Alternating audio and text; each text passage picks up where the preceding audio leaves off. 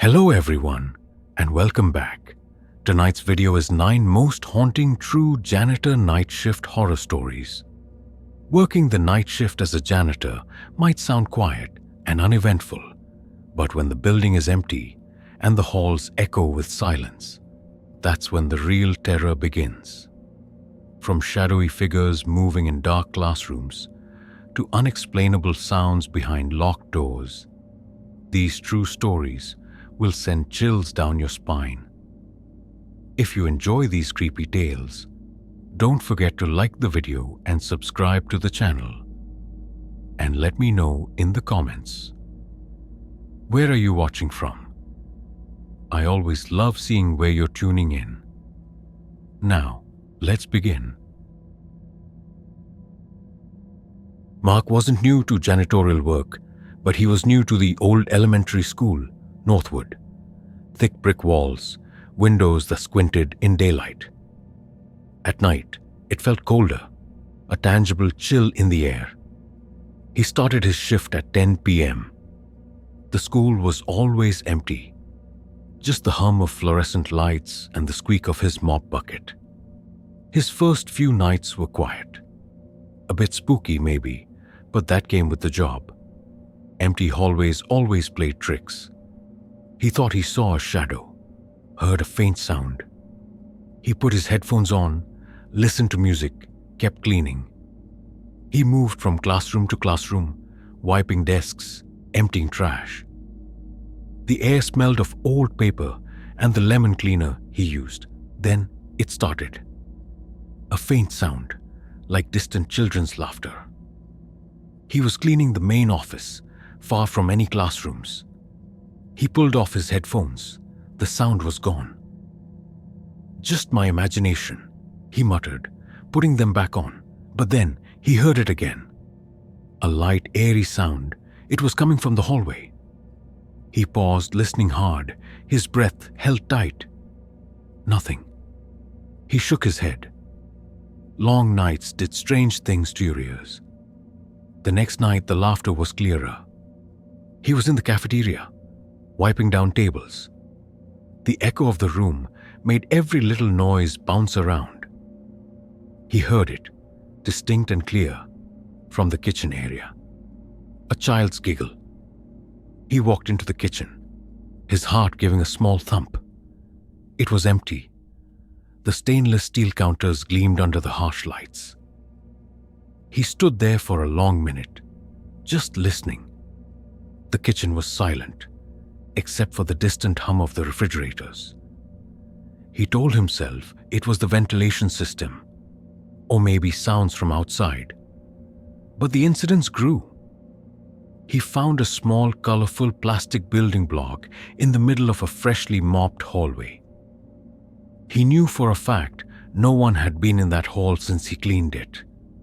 He picked it up, shrugged, and put it on a shelf. Later, he saw it again in a different hallway, further down. His stomach tightened. This wasn't just him being tired. This felt deliberate. He started hearing footsteps. Light, quick steps, like little feet running on the tiled floors. He turned his head sharply, expecting to see a child. But there was never anyone there. Just the long, empty corridor stretching out before him. The shadows deep and still. The laughter became more frequent, sometimes almost playful, sometimes with a strange, echoing quality that felt hollow. It sounded like it was coming from inside the walls.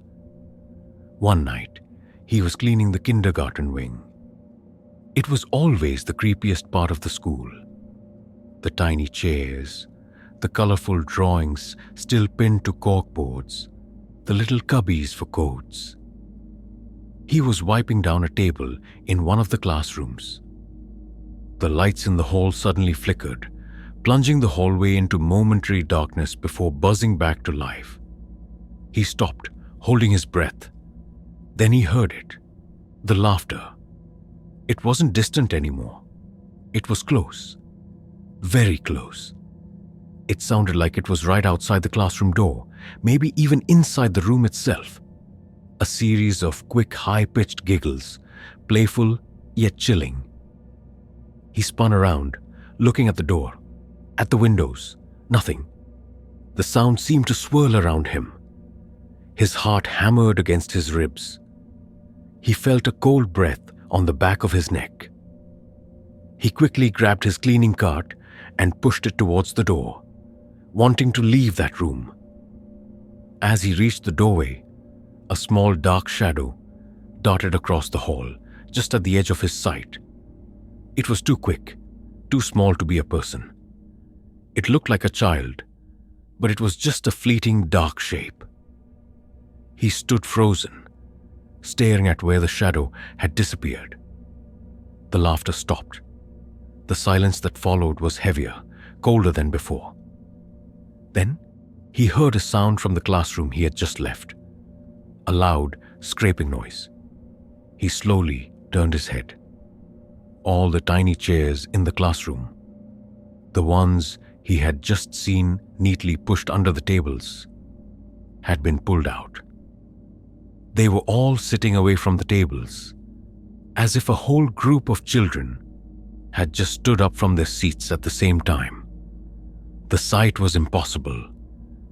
His breath hitched in his throat. His blood ran cold. Then, from the very center of the room, a child's voice, clear and soft, whispered his name. Mark. He didn't think. He didn't check. He dropped his cleaning cart, the bottles clattering loudly on the floor. He ran. He ran out of that school, out into the cold night air, not looking back. He never went back to the Northwood Elementary night shift. He couldn't. Sometimes, even now, when he's alone in a quiet room, he thinks he hears it, that faint, echoing laughter. He wonders what happened in that old school. What children were left behind, still playing, still calling out names in the dark? What memories, what feelings can cling to a place so strongly that they manifest in the quiet hours of the night? What unseen games do unseen children play when the world sleeps? Sarah took the night shift at the old hospital. The pay was good. Her grandmother needed help, and the hours meant she could care for her during the day. The hospital was a sprawling maze of white walls and hushed tones. Most was modern, but an old wing, Section C, was closed off for years, used only for storage. That wing was her job on Wednesdays. Section C was always cold, even in summer. The lights were dim, often flickering. The air smelled of dust, old medicine, and something faintly metallic. The floor tiles were an older pattern, a faded greenish gray. As she pushed her heavy cart down the long, silent corridors of Section C, the wheels squeaked, a lonely, grating sound. She hated Wednesdays. The first few times, nothing happened, just the deep quiet. She'd sweep and mop the dusty floors, wipe down the empty shelves. It was an easy chore. Then, she started noticing things, small things. A gurney, one of those old metal beds on wheels, would be in a different spot than she left it. A door she was sure she'd closed would be slightly ajar. She brushed it off as her memory playing tricks. Long hours, tired mind. One night, she was cleaning a storage room filled with old hospital equipment. Broken wheelchairs, IV poles, dusty patient records. The fluorescent light above her head buzzed loudly. She heard a faint moan. It sounded like it came from further down the hall, from the old patient rooms. She stopped, her heart a little faster. "Hello?" she called out, her voice small in the vast quiet. No answer, just the buzzing light. The next week, she was back in Section C. This time, as she pushed her cart, she heard a sound more clearly. a soft, continuous crying, like a woman in pain. It was coming from one of the old patient rooms, room 307. Her hand gripped the handle of her cart. She knew these rooms were empty. No one had been a patient in Section C for decades. She slowly walked to room 307. The door was closed. She reached for the cold metal handle. Her hand trembled slightly. She took a deep breath and pushed the door open. The room was dark. She fumbled for the light switch. The overhead light blinked on, revealing an empty, dusty room. Just a bare bed frame, stripped of mattress and sheets. No one was there. The crying stopped. Sarah felt a chill that had nothing to do with the cold air. She backed out of the room, her eyes wide. She told herself it was just the wind, or perhaps the pipes. But the sound had been so clear, so human. The incidents got worse. She started hearing footsteps behind her, dragging steps, as if someone was having trouble walking. She'd spin around, always to an empty hallway. The metallic smell in Section C grew stronger, like old blood. Her hands would shake while she worked. She started talking to herself, just to hear a human voice. One Wednesday, she was cleaning the nurse's station in Section C. It was a U-shaped desk covered in dust. She was wiping it down, trying to finish quickly. From the corner of her eye, she saw it. A reflection in the polished surface of the desk. A woman. She was standing behind Sarah, very close. She was wearing an old-fashioned nurse's uniform, white and starched. Her face was pale, her eyes wide and dark, filled with a deep, silent pain. Her mouth was slightly open, as if she was about to let out a scream, but no sound came. Sarah froze. Her blood ran cold. She couldn't breathe. The reflection was so clear, so real. It wasn't distorted. She saw the details of the uniform, the faint outline of a cap on the woman's head. The woman's eyes met hers in the reflection. They held such sorrow. Slowly, carefully, Sarah began to turn her head, to look directly at the figure behind her. Her muscles felt stiff, unwilling to obey. As she turned, the reflection in the desk shimmered. The woman in the nurse's uniform began to fade, like smoke. By the time Sarah had fully turned, the space behind her was empty. Just the dusty, silent nurse's station, but the cold, raw fear remained. The scent of old blood seemed to fill her lungs. She looked at her own reflection in the desk. Her face was as white as paper, her eyes wide with terror. She finished her shift that night, but barely. Her hands shook so badly she could barely hold the mop. She kept looking over her shoulder, expecting to see the silent, sorrowful nurse again. She never took another Wednesday shift in Section C. She couldn't. The image of those wide, dark, suffering eyes stayed with her. What pain was that nurse carrying? What tragedy unfolded in that old wing that left such a vivid echo? And what kind of suffering can linger so strongly, waiting for someone to finally see it, to acknowledge its lonely presence in the dark? Can a place hold on to a person's pain so deeply that it leaves a ghost behind? David worked the graveyard shift at a big modern downtown office building. It was sleek, glass, and steel, 20 stories high. Most nights were dull. He'd mop shiny floors, empty trash cans, and clean bathrooms. The building felt soulless, too new for ghosts, he often thought. Just an endless cycle of cleaning for people he'd never meet. His routine was always the same. Start on the top floor, work his way down. He had his own elevator key card, which let him go to any floor. One Tuesday, he was on the 18th floor. It was late, almost 3 a.m. He was cleaning the break room. Coffee stains, crumbs, the usual mess. He heard the elevator bell chime. Ding. He froze. His heart gave a jump. No one else should be in the building at this hour. He looked at his watch. Too early for the first arrivals. He listened. The doors to the main elevator down the hall hissed open, then closed. No footsteps. No sounds of anyone getting off. "Hello," he called out, his voice sounding thin in the quiet office. Nothing. Just the hum of the fluorescent lights. He shrugged it off. Maybe a security guard he hadn't seen. Unlikely, but possible. He went back to cleaning. The next night, the same thing happened. He was on the 16th floor. Ding. The elevator opened, then closed. No one. He started to feel a prickle of unease. This wasn't normal. He checked security cameras later. No one entered or exited around those times. The elevator was moving by itself. It became a nightly occurrence. The phantom elevator, always around 3 a.m., always a random floor. Ding. The doors would open and close, with no one inside.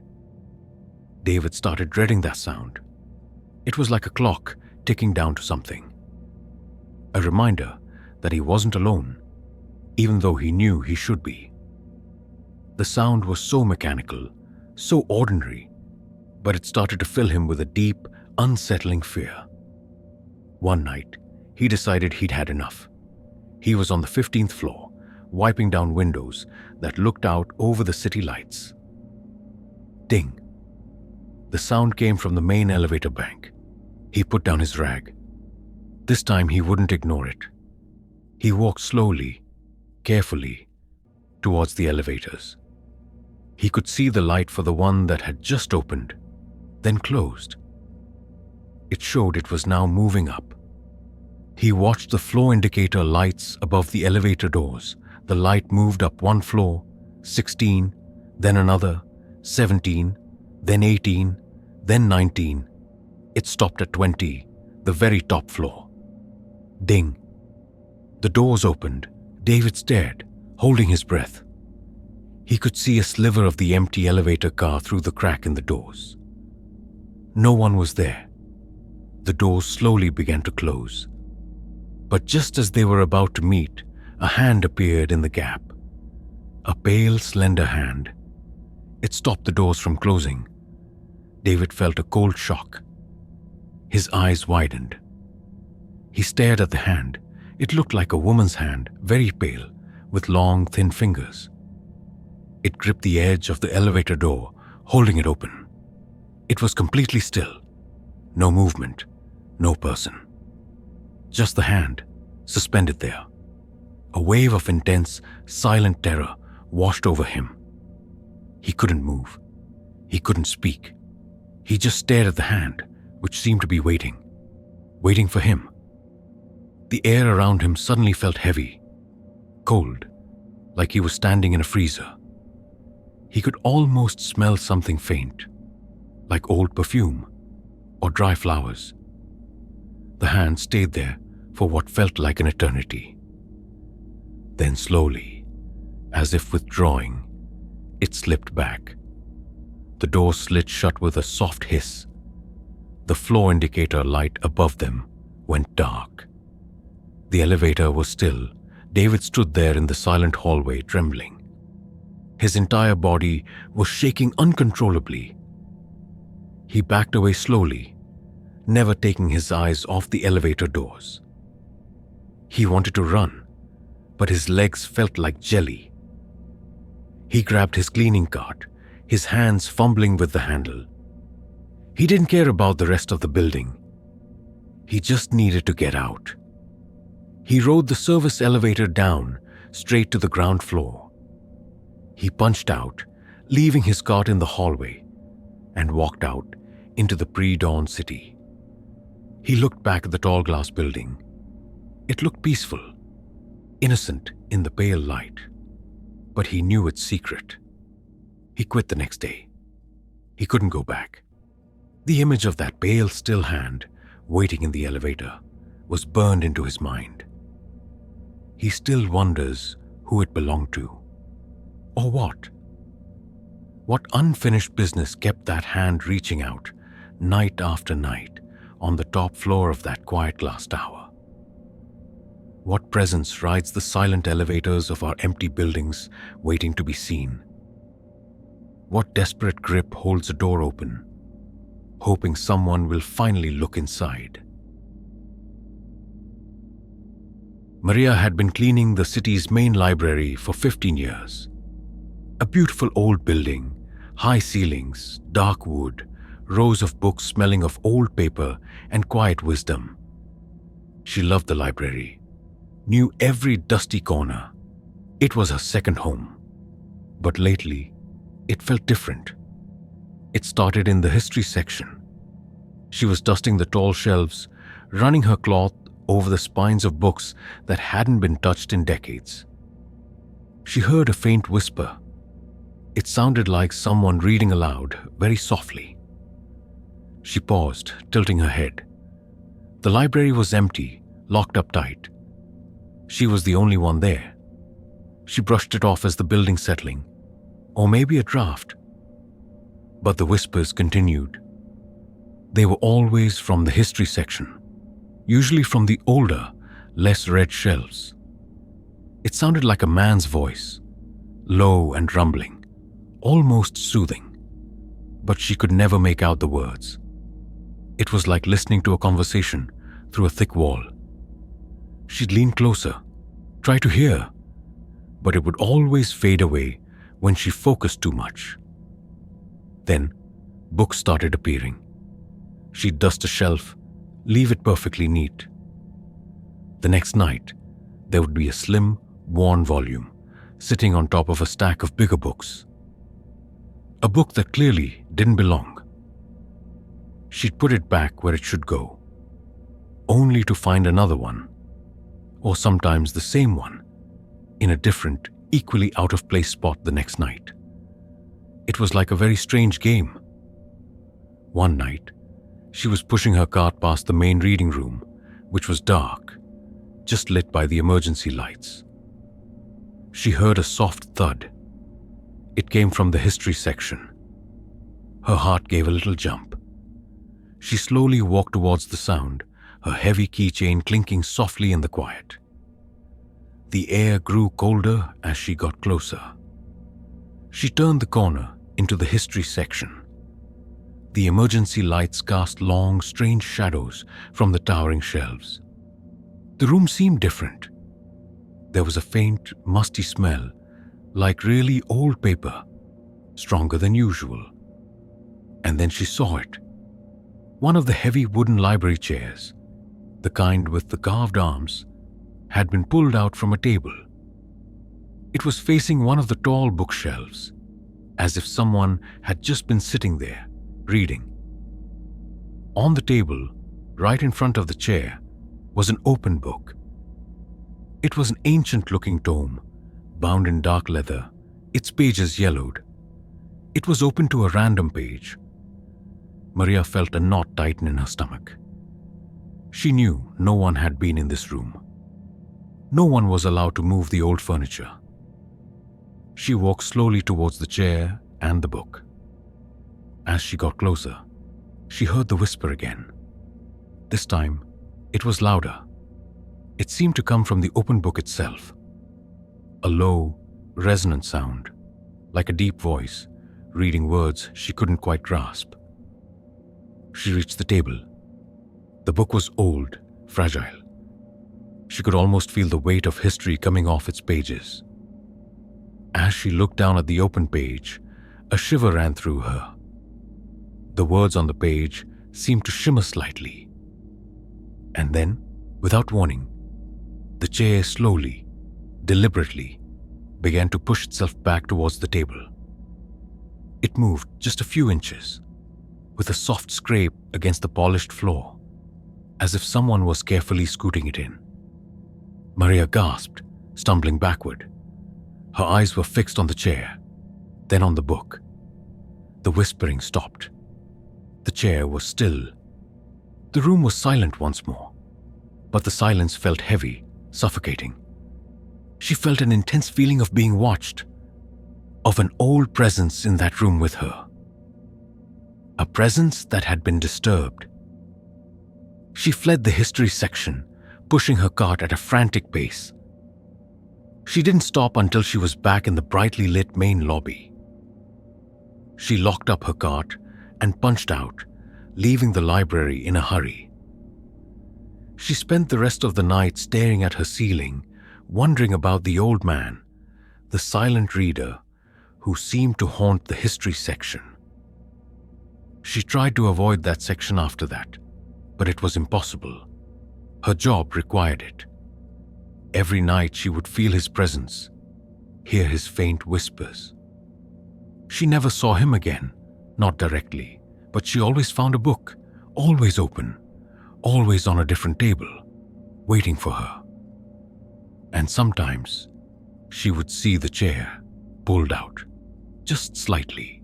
What stories do these ancient books hold? So powerful, they can anchor a spirit. What unfinished reading keeps a soul tethered to dusty shelves and quiet halls? And what is it like to share your workplace with a ghost who simply wants to finish their book? Does the past truly rest, or does it merely wait for the quiet hours to pick up where it left off?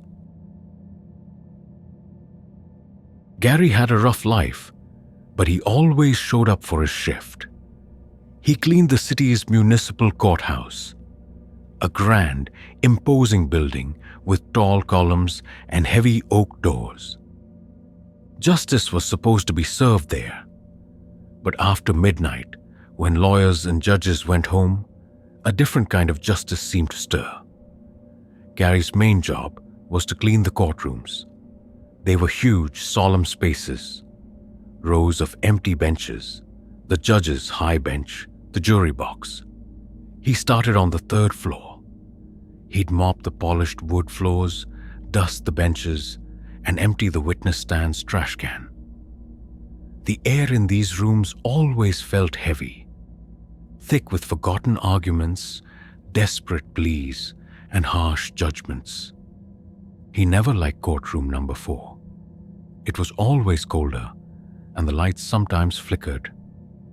One night, as he pushed his cart into courtroom 4, he heard a sound, a faint, almost silent sob. It sounded like it was coming from the witness stand. He stopped, his hand on the cart. He listened. Nothing, just the hum of the old building.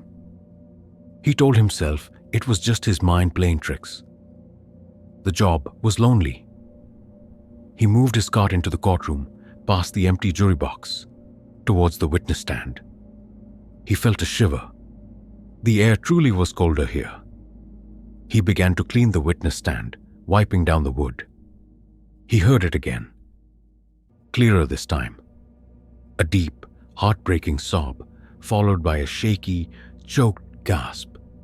It was a woman's cry, full of despair. It sounded like it was coming from inside the witness stand itself. His stomach clenched. Gary stood very still. He slowly looked around the empty courtroom. The judge's bench was dark. The jury box was a row of vacant seats. The public benches stretched out, silent and cold. No one. Yet the sound had been so real, so full of pain.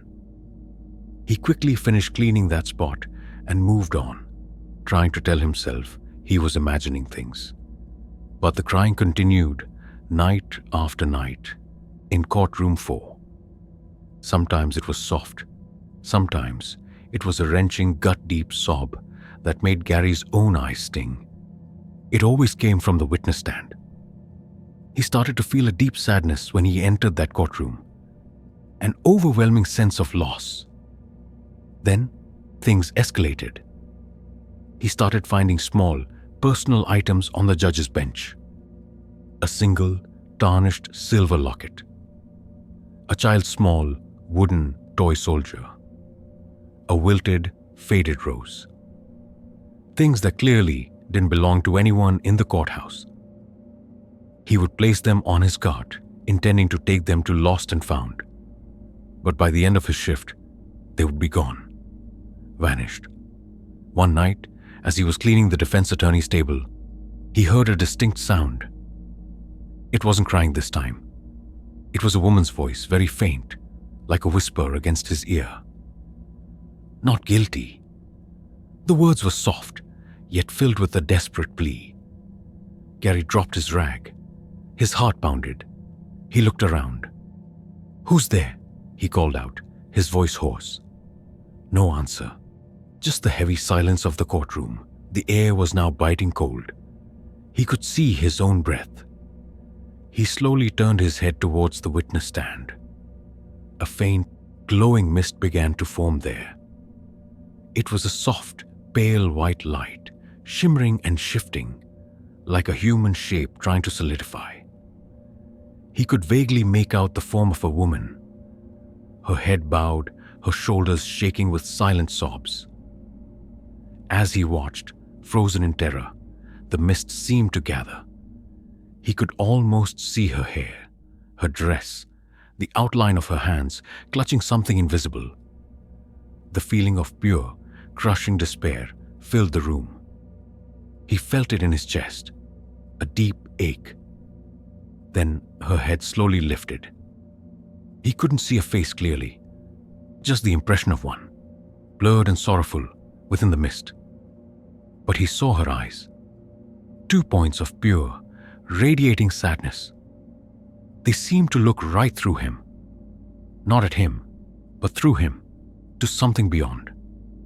And from the mist, a voice, weak and trembling, cried out once more, with an unbearable ache, "I didn't do it."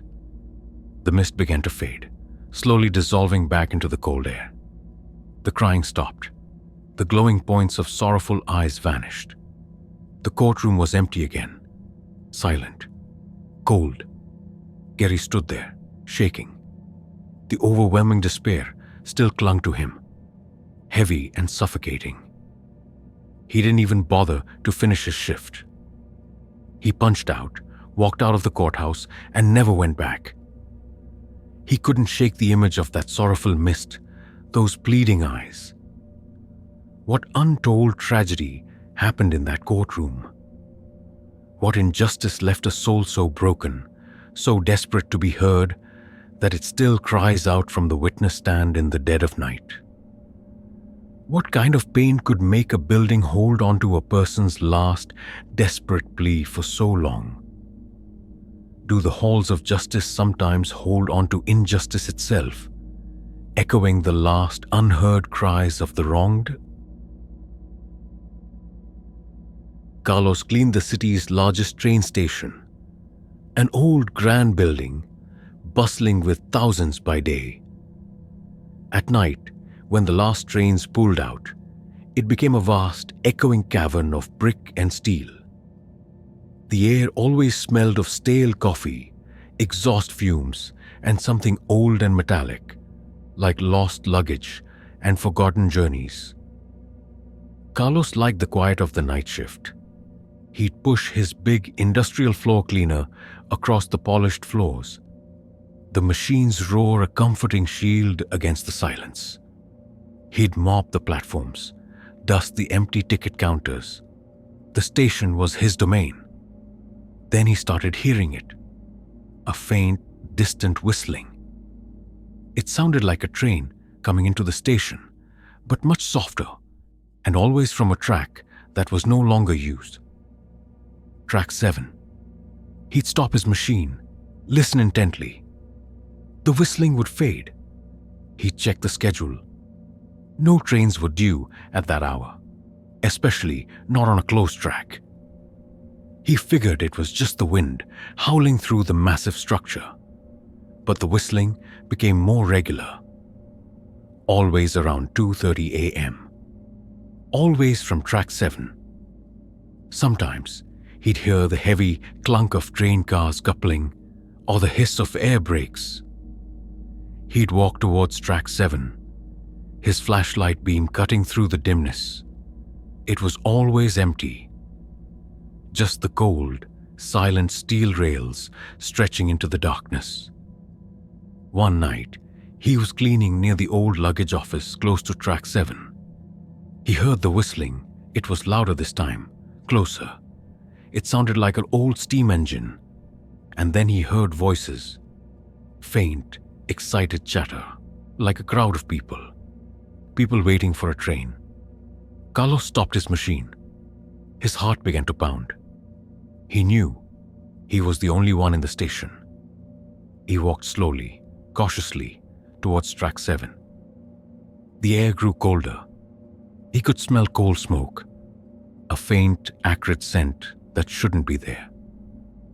The chatter grew louder, mixed with the sounds of shuffling feet and rolling suitcases. He reached the edge of track 7. The platform was dark, lit only by the distant emergency lights. But then he saw it.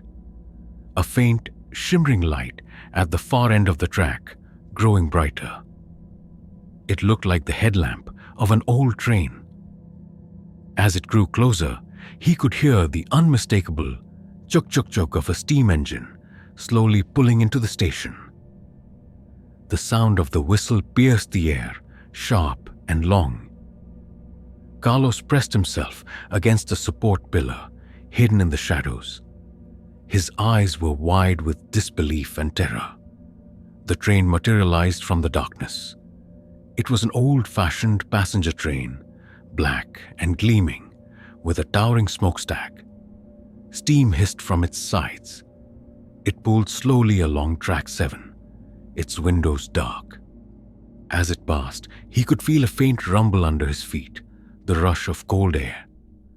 The train was moving so slowly. He stared at the windows. He could see faint, blurry shapes inside. Faces, people. They looked old-fashioned, their clothes from another time. They seemed to be looking out, their faces pale, still, like photographs. No smiles, no movement. Just silent, ghostly figures in the windows.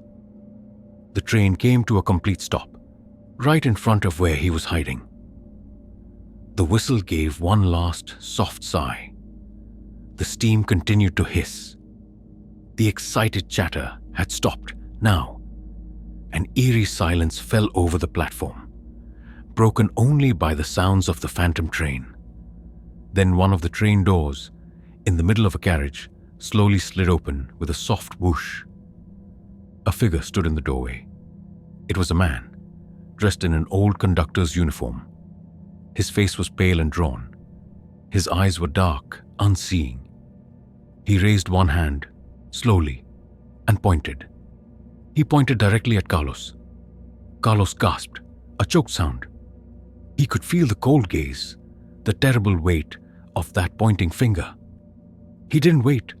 He turned and ran. He ran as fast as he could, away from track 7, away from the ghost train and its silent, pale passengers. He didn't stop until he was outside, gasping for breath in the cool night air. He immediately called his supervisor, made up some excuse about an emergency, and quit. He never went back to that train station. The image of that silent train, those pale faces, and the conductor's bony finger pointing directly at him, haunted his sleep for weeks. What forgotten journey does that phantom train make, night after night? What lost souls are still waiting to depart, or perhaps to arrive? And what happens if someone actually steps onto that train when the conductor points?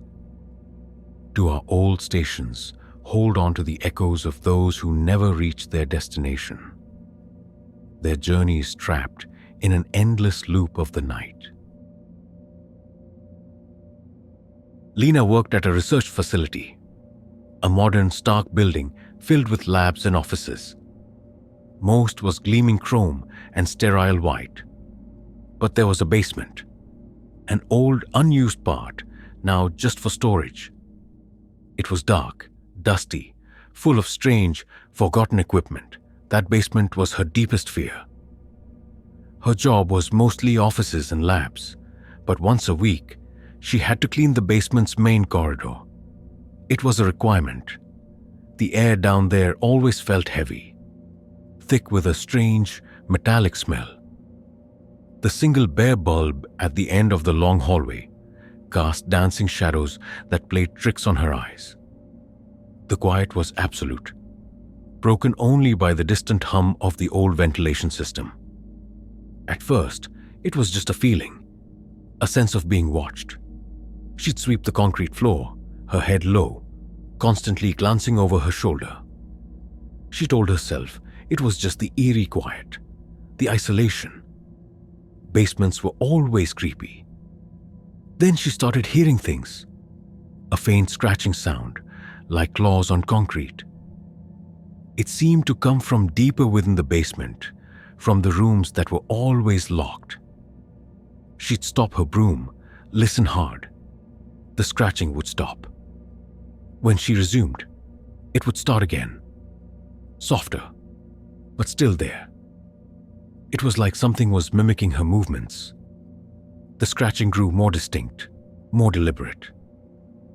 Sometimes, it sounded like it was right behind the locked doors of the storage rooms. And then, a new sound began. A low, guttural growl. Not like an animal, more like a human throat trying to make an animal sound. A deeply unsettling, inhuman noise. Lena's heart started to pound every time she had to go into the basement. She'd rush through her work, trying to get out as fast as possible. But the feeling of being watched intensified. It felt like something was pressing against the other side of the locked doors, just waiting. One night, as she was sweeping the main basement corridor, the growling started again. This time, it was louder, angrier. It seemed to come from everywhere in the locked rooms around her. And then, she heard a new sound, a horrifying wet thump, like something heavy had just hit the inside of one of the metal doors. She froze. Her broom clattered to the floor. The growling turned into a low, continuous rumble, like a starving animal. Her breath hitched. She could feel the hairs on her arms standing straight up. The metallic smell in the air suddenly sharpened, almost like blood. She slowly turned her head towards the locked doors. They were solid metal, thick and old. She stared at the closest one, and then she saw it. A dark, thick liquid began to seep out from under the bottom of the metal door. It was dark red, almost black in the dim light. It slowly pooled on the concrete floor, expanding. Lena's stomach lurched. Her mind screamed blood. This wasn't water. This wasn't oil. It was too thick, too dark. The growling intensified behind the door, a hungry, frustrated sound. The scratching resumed, now sounding frantic, desperate, as if something was trying to claw its way out. Then, the door itself began to tremble. A slight tremor at first, then it started to shake more violently. The metal groaned and warped. She could hear the heavy thumping sound from inside again, like something huge was throwing itself against the door, trying to break it open. The growling was now a roaring, a raw, inhuman sound that filled the small corridor. Lena backed away, stumbling over her own feet. Her entire body was shaking. She couldn't tear her eyes away from the door. The dark liquid continued to spread, glistening horribly in the dim light. The door shuddered again, a loud, metallic clang. She didn't wait to see what would happen next. She turned and ran. She scrambled up the stairs, 2 at a time, not daring to look back. She burst out of the basement, gasping for air, her lungs burning. She ran out of the facility and didn't stop until she was far away. She called her boss the next morning, quitting on the spot. She couldn't explain what she'd seen, what she'd heard. Who would believe her? But the image of that dark, spreading liquid, the sound of that monstrous growling, and the sight of the shaking door never left her. she still wakes up in a cold sweat, imagining what was behind that door, what it wanted, what unspeakable experiments were conducted in that old research facility basement. What horrors were locked away and what desperate, monstrous things can linger in the dark, hungry and waiting to get out. What secrets do the forgotten corners of science hold?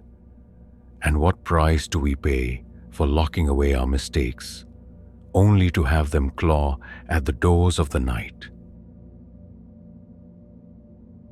Michael took a job cleaning an old historic theater, a beautiful place, built in the 1920s, with red velvet seats, golden trim, and a huge, ornate stage. During the day, it hosted plays and concerts. At night, it was just Michael, his broom, and the ghosts of 1,000 performances. The air smelled of old dust, stale popcorn, and forgotten hopes. His first few weeks were peaceful. He'd sweep the aisles, vacuum the stage, and clean the dressing rooms. The theater felt grand, but mostly quiet. He liked the solitude, the feeling of being the only person in such a magnificent space. Then he started hearing things from the stage.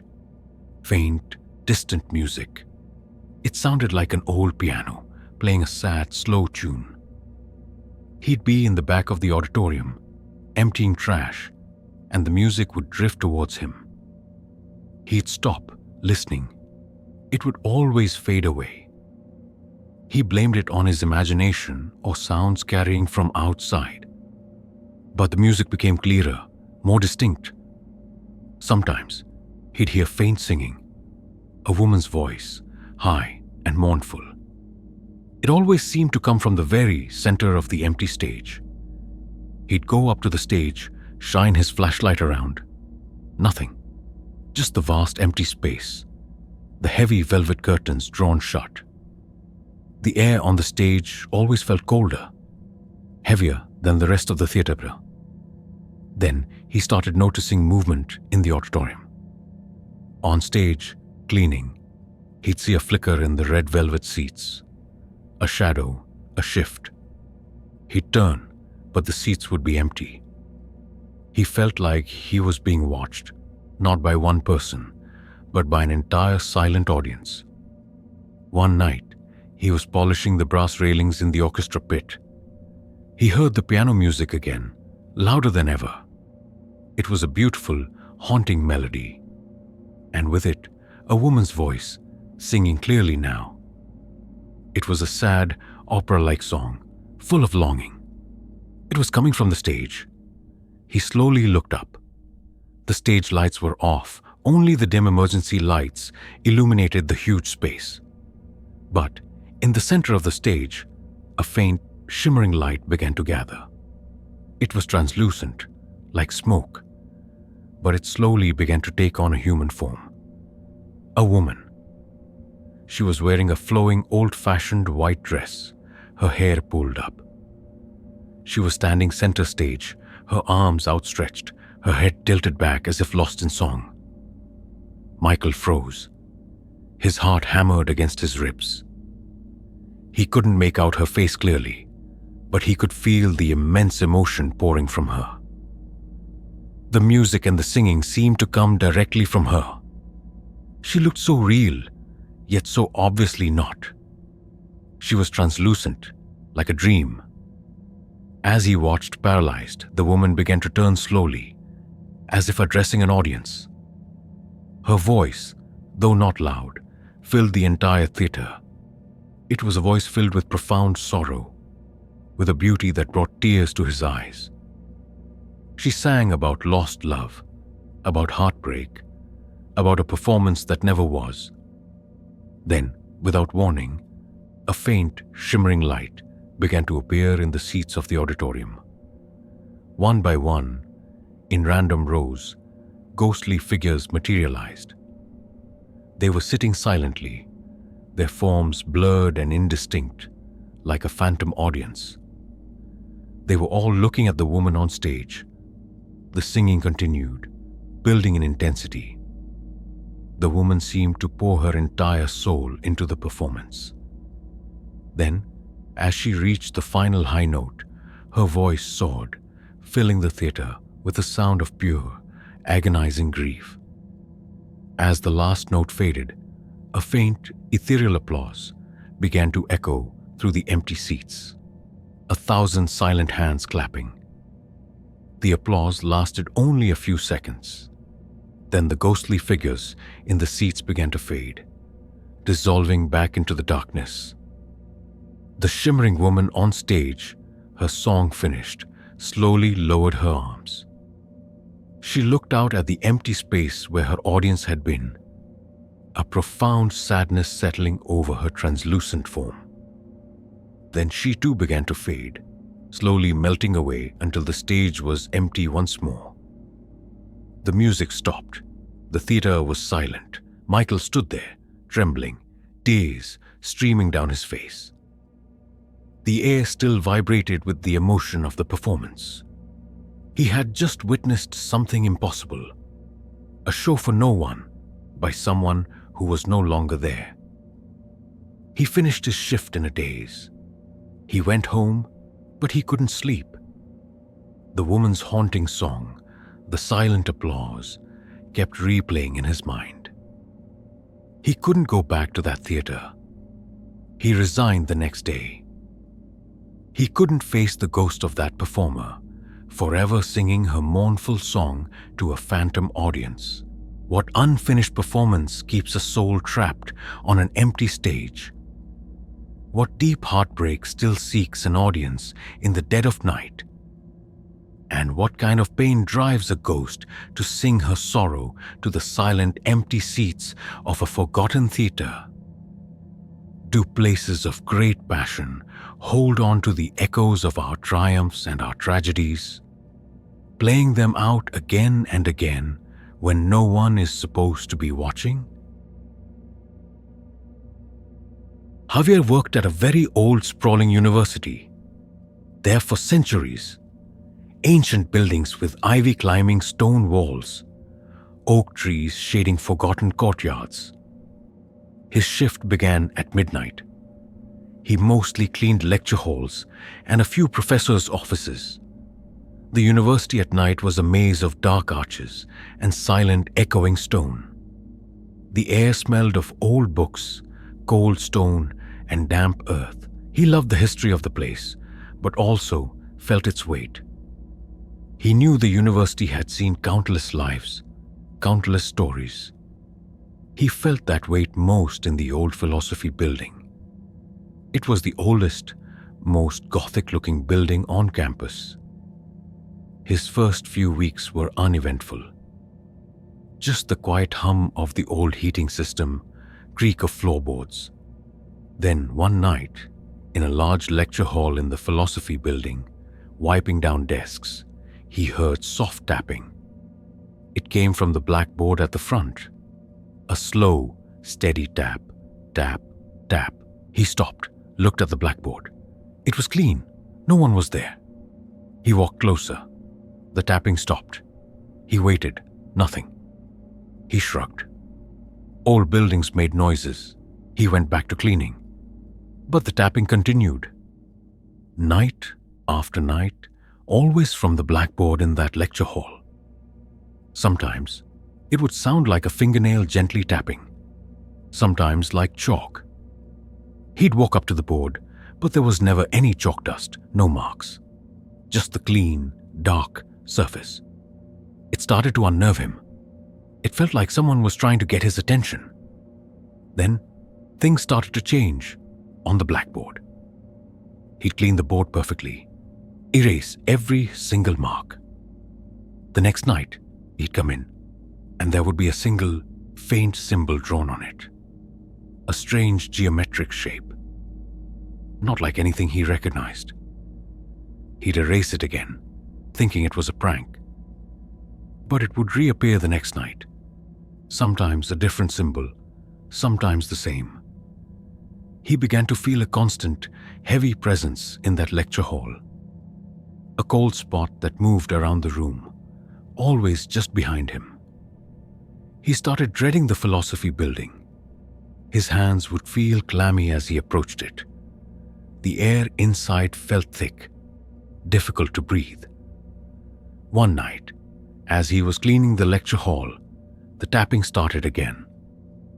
It was frantic this time, a rapid tap, tap, tap, tap, tap across the entire length of the blackboard. He spun around, his heart leaping into his throat. He saw it.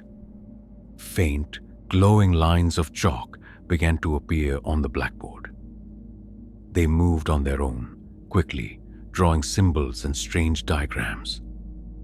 It looked like someone was furiously writing or trying to solve a very complex problem.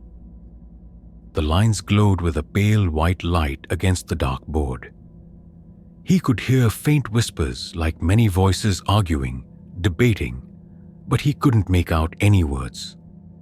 Javier stared, his broom still in his hand. He was terrified, but also strangely fascinated. The chalk lines were drawing impossible shapes, equations that seemed to shift and change even as they were drawn. The air grew colder, and a sharp, metallic smell, like old blood, suddenly filled the room. The whispers grew louder, more urgent, more aggressive. Then the glowing chalk lines stopped moving. They formed a final complex diagram, a swirling pattern of intersecting lines and circles. And in the very center of the blackboard, in glowing chalk, a single word appeared.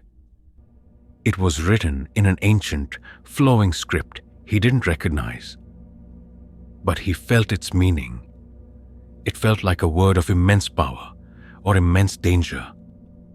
As he stared at the word, the whispers intensified, becoming a chaotic chorus of desperate, arguing voices. The temperature in the room dropped sharply.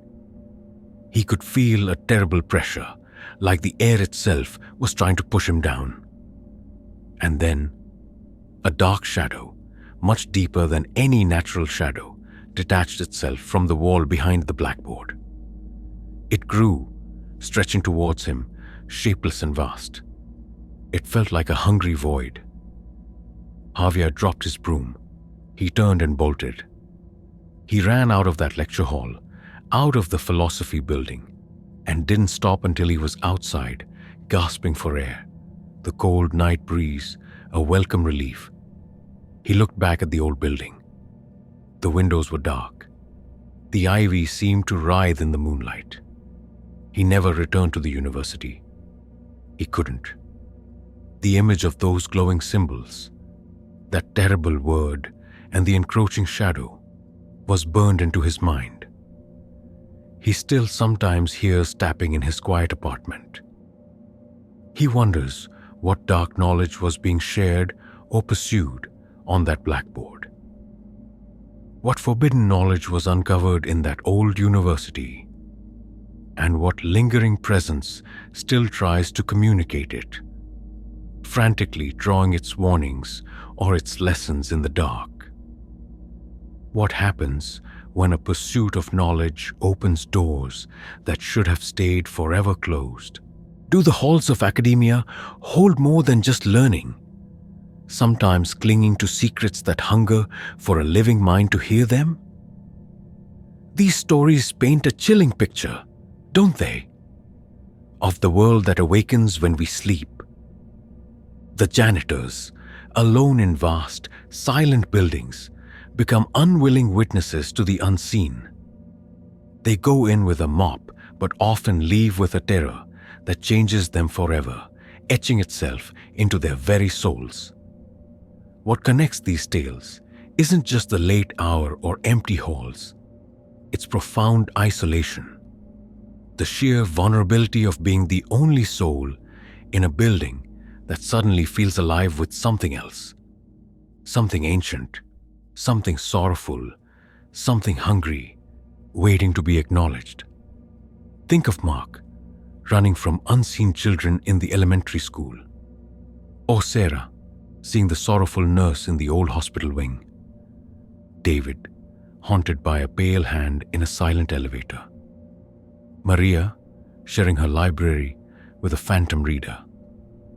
Gary, feeling the crushing despair of a lost soul in courtroom 4.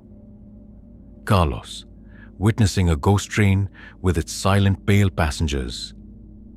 Lena, hearing monstrous growls behind a locked basement door. Michael, watching a phantom performance in an empty theater. And Javier, seeing forbidden knowledge scrawled in glowing chalk. These are not just scary stories. They are windows into the hidden lives of buildings.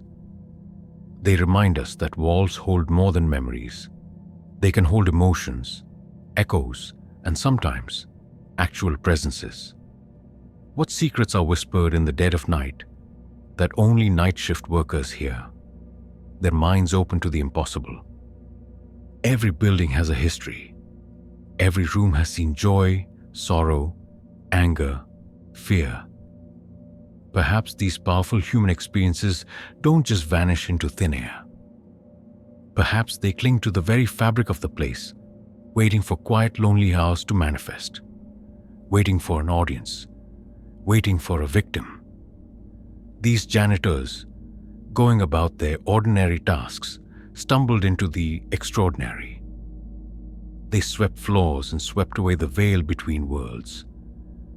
They polished surfaces and found reflections of something not quite human. They emptied trash and uncovered the refuse of forgotten tragedies. Their experiences make us wonder. What about the places we work in? The places we live in? What happens there when we're gone? What stirs in the silence? What kind of power do our everyday spaces hold, long after the lights go out?